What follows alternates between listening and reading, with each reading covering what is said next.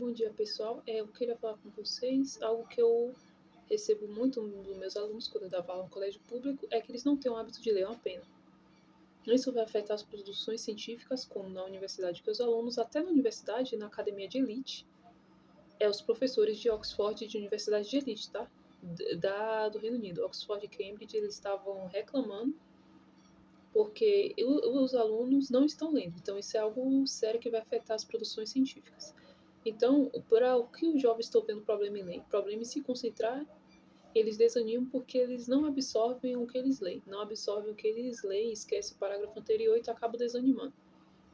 Então, meu conselho para quem está começando a ler, não tem um hábito de leitura, mas quer quebrar isso. Como eles criam, então, um hábito de ler para que eles possam conseguir desfrutar de clássicos da literatura mundial, ler livros que no livro, quando eu falei de introdução à padaria grega, é importante ser livro das suas profissões, ou simplesmente para você distrair a cabeça e relaxar com um bom romance, ou ler o jornal e tal. Então, como desenvolver isso? Meu conselho. Começar com as fábulas, ler as fábulas de Esopo. Por que a fábula? A fábula é uma história pequena que contém uma moral. Então você começa com algo pequeno, igual como você se desenvolve seus livros quando criança. Quando criança, eu não leio o que eu lia hoje. Então você tem que ir desenvolvendo até ser ao nível que você tá. Quando eu era criança, eu lia fábulas e contos de fadas. Eu só fui começar a ler clássicos na adolescência, e mesmo assim, quando eu li clássicos na adolescência, alguns clássicos eu consegui acompanhar, outros não, e outros eu li quando eu era adulto. A leitura é a mesma coisa de você crescer, igual a criança desenvolvendo. Então, primeiro comece com as fábulas, tipo as fábulas de Esopo. As fábulas de Esopo, elas são importantes por quê? Porque as fábulas de Esopo, o Esopo ele era um escravo grego, e as fábulas que ele criou contêm lições de morais que estão presentes até hoje na nossa cultura. Eu vou dar um exemplo. Quem desdenha é quem quer comprar. Esse ditado de que quando a pessoa desdenha de algo, ela está querendo comprar, veio de uma fábula de Esopo. Então você vai adquirir cultura ao ler as fábulas de Esopo, o livro. Ele está disponível online, por ser um clássico, ele está disponível online na internet.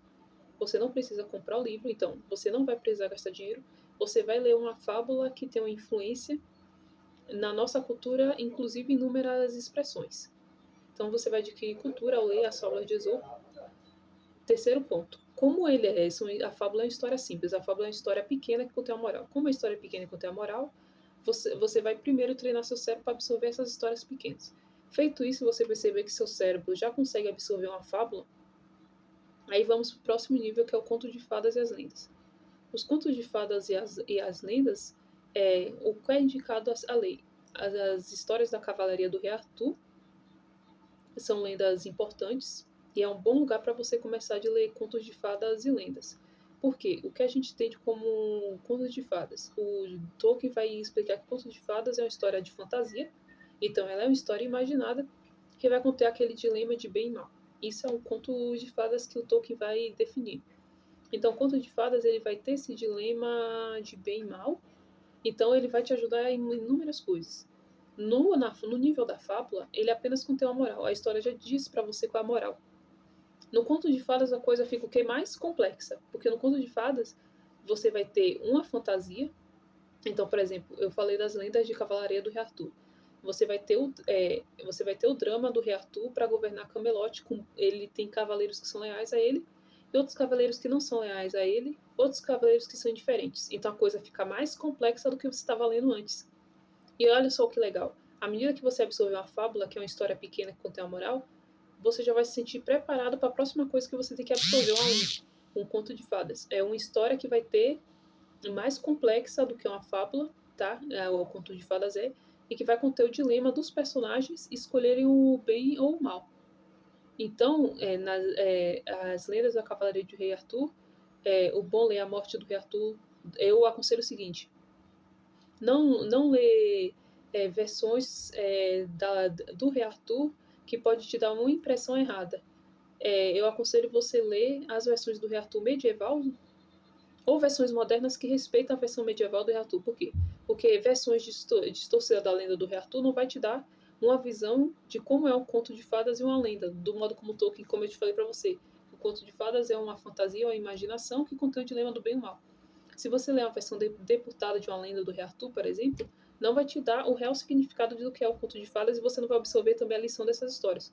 Porque o conto de fadas, assim como a fábula, ele tem uma moral e você não vai absorver a moral e os símbolos dessa história apropriadamente. Então, é bom ler as lendas do Rei Arthur. É bom você ler os livros medievais ou semi-medievais do Rei Arthur lá perto da Renascença, como eu falei, A Morte do Rei Arthur. Ou livros modernos do Rei Arthur é Uma Vez um Rei. Livros mais modernos do Rei Arthur que respeitam a estrutura medieval dele, tá bom? Esse seria o próximo passo que você faz. Depois que você viu que você dominou o conto de fadas, que você já domina os contos de fadas e as lendas com tranquilidade, aí você vai para um clássico. Aí você tenta ler algo como a Eneida do Virgílio, que eu falei no vídeo anterior. Por quê? Porque você já dominou o seguinte, veja só, você está crescendo. Você dominou a estrutura de uma história pequena, uma fábula, como eu falei, a fábula do Esopo. Quando você domina um conto de fadas como o Rei Arthur, eu falei Rei Arthur, mas você pode tentar ler O Senhor dos Anéis também, tá bom? O Senhor dos Anéis é um conto de fadas, uma fantasia. Você pode tentar ler O Senhor dos Anéis também. Então, quando você dominou o Rei Arthur, O Senhor dos Anéis, que são contos de fadas, você vai para algo mais complicado. Que ele é um clássico como a Eneida de Virgílio, que não é fácil de ler, porque ele é escrito de uma maneira de poema. Ele não é realmente fácil, para mim também não foi no início. Foi com o tempo que eu aprendi a ler.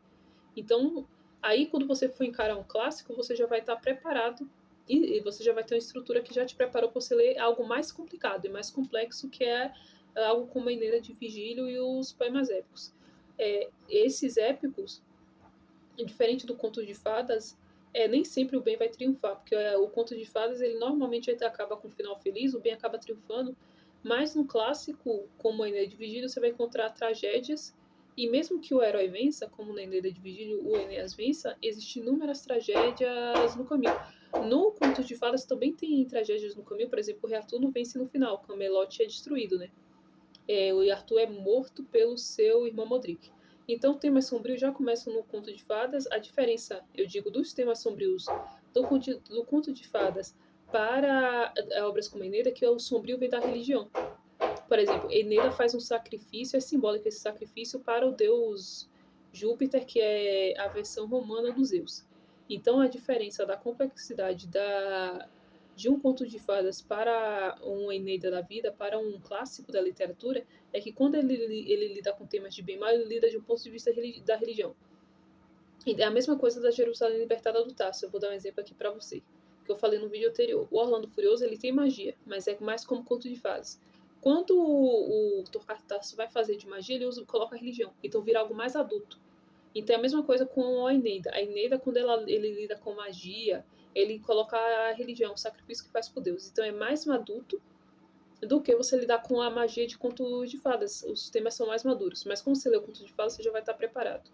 Então esse é o meu conselho, que o caminho que você deve seguir, se você nunca leu e quer começar a ler os clássicos, siga esse caminho de começar pela fábula dos contos de fadas e para depois você tentar ler um clássico como a Eneida. Obrigada, tenha um bom dia.